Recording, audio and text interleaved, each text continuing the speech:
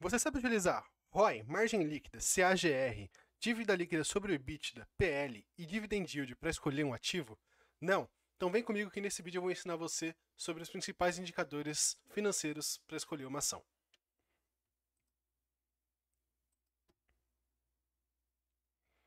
Perfeito. O ROI. O ROI é o lucro líquido dividido pelo patrimônio líquido médio. Como que a gente deve procurar o ROI? Basicamente, o ROI é o quanto a empresa tem de retorno ao ano. Se a empresa não estiver dando pelo menos a taxa de juros básica, provavelmente ela está passando por uma situação apertada. Então a gente vai estar procurando um ROI que esteja ali entre a Selic mais 2 ou menos 2. Aliás, menos 2, né? Pode ser mais quantos você quiser, mas geralmente até menos 2 está ok ainda para investir.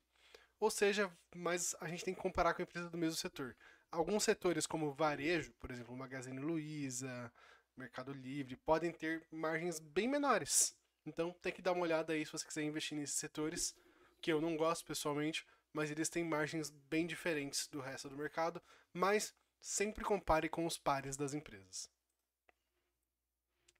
Margem líquida. A margem líquida é uma medida de eficiência, ou seja, quanto da margem bruta, ou seja, o quanto a empresa fatura, ela realmente está lucrando. Será que ela está pagando muitos custos da operação? Ela está pagando muito frete? Ela está dando muito bônus para funcionário? Essas coisas não são boas para a saúde de uma empresa. Então, quanto menor for a diferença da margem líquida para a margem bruta, melhor. A gente vai estar querendo aí margens líquidas de 13 a 15% também, que é 2 pontos a menos a Selic, né?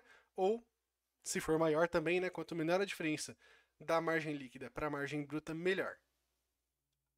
E a margem líquida é o lucro líquido depois dos impostos dividido pelas receitas totais.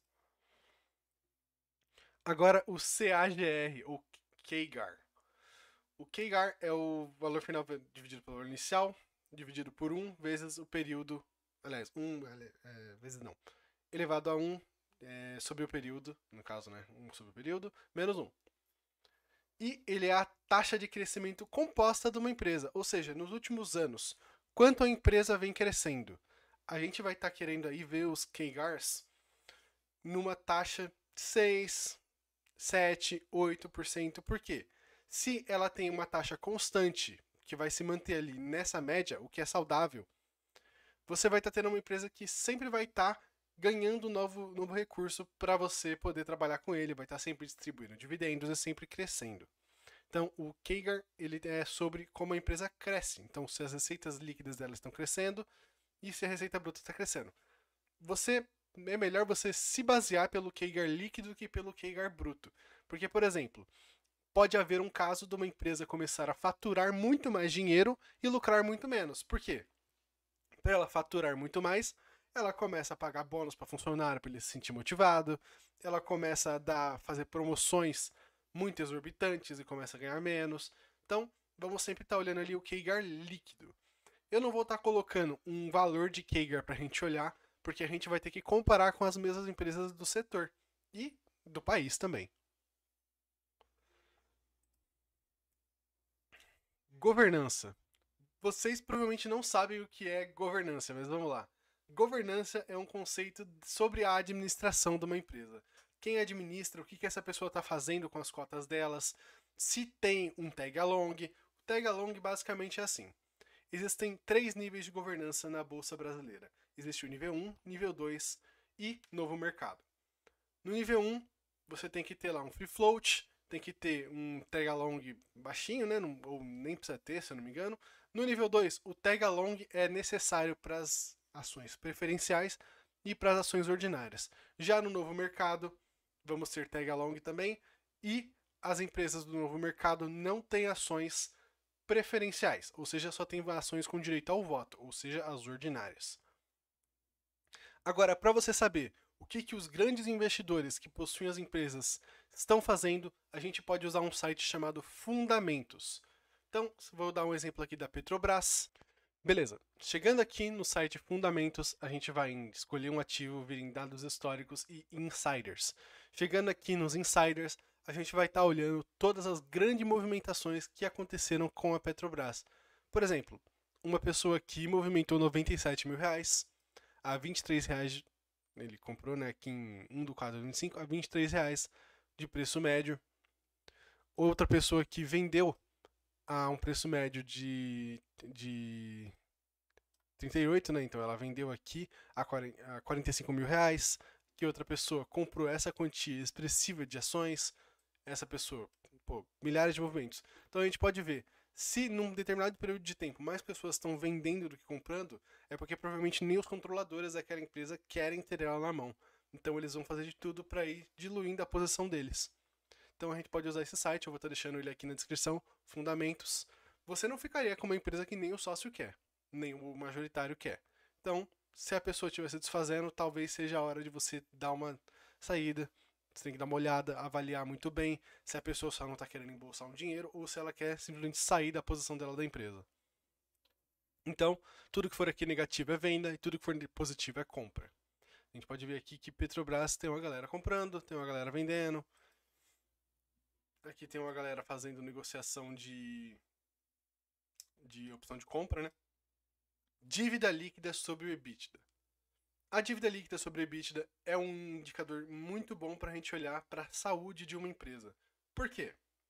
Porque empresas podem estar endividadas em até 3 vezes o seu patrimônio líquido no ano, né, o seu lucro líquido no ano, e estar totalmente saudáveis. Até 3 vezes, isso é totalmente normal.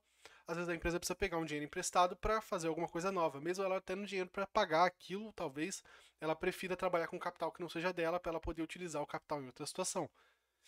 Ou seja, é perfeitamente normal que a gente procure que essas empresas tenham um endividamento baixo, porque é um sinal de uma empresa estar saudável. E esse baixo é de 0 a 3 vezes. Mas empresas de setores específicos que têm pagamentos muito bem feitos ali, vão ser feitos todo mês certinho. Por exemplo, empresas de saneamento, empresas de transmissão de eletricidade, empresas de geração de eletricidade, geralmente precisam fazer obras que são astronômicas, então elas vão pegar mais dinheiro emprestado, então elas podem até ter mais endividamento, mas de uma forma saudável. Mas aí cada empresa é um caso. Eu não vou nem dar nenhum número para vocês para essas empresas de eletricidade, porque isso é um estudo de caso à parte.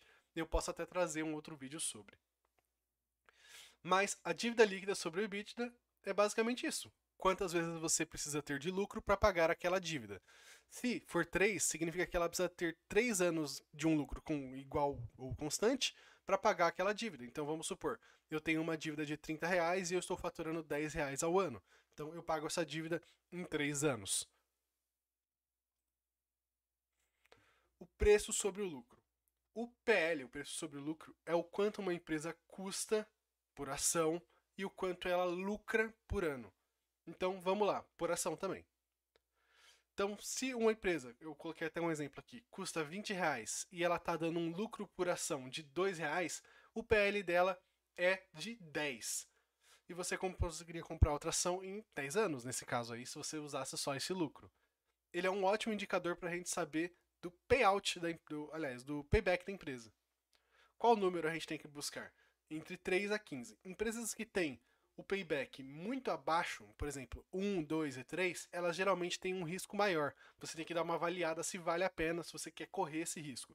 Em empresas muito acima do 15, geralmente estão estagnadas ou com dificuldade para continuar. Proventos. Os proventos, como juros sobre capital próprio e dividendos, são bonificações pagas aos acionistas. O que são os dividendos? Basicamente, uma empresa teve ali seu exercício de um período, pagou seus impostos, pagou seus juros, pagou seus funcionários, pagou seus custos, sobrou um dinheiro. Esse dinheiro é o lucro. Uma parte desse lucro vai ser distribuída aos donos da empresa, ou seja, os acionistas. E esse dividendo já pagou o imposto da empresa, então ele é líquido de imposto. Juros sobre capital próprio. Juros sobre capital próprio já são diferentes. Você pode pagar a qualquer momento do exercício, desde que a sua empresa seja do lucro real de regime tributário. E pode-se usar esse juros sobre capital próprio como uma dívida que você pagou para o acionista. Então, você pode abater isso no seu imposto de renda, mas o ganho de capital vai ter um juros sobre um imposto de renda de 15% para o acionista que receber isso. Então, sempre que você receber, você vai ter que declarar e pagar uma guia. E o dividend yield é basicamente a porcentagem daquele valor da ação que você recebe de dividendo por ano. Ou seja, vamos supor, uma empresa custa R$ 100 e ela tem um yield de 6, ela vai estar te pagando R$ 6 por ano de dividendo e juros por conta própria.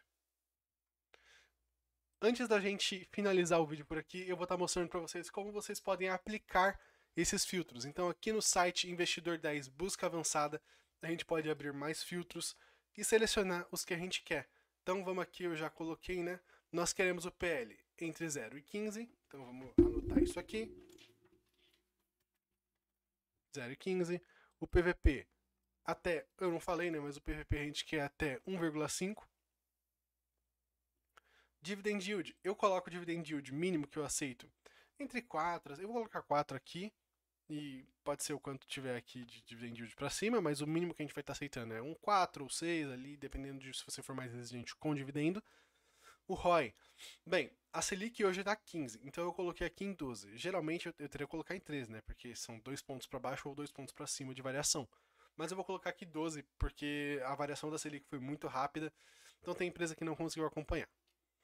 E a dívida líquida sobre EBITDA, eu vou colocar aqui 3. Vamos lá? Buscar. Vamos ver aqui que... Tá certo aqui? Deixa eu só conferir. E o CAGR não tá aparecendo. Ah, aqui, perfeito. Não, na verdade aqui eu coloco e aqui eu não coloco. Esse aqui é o de lucro.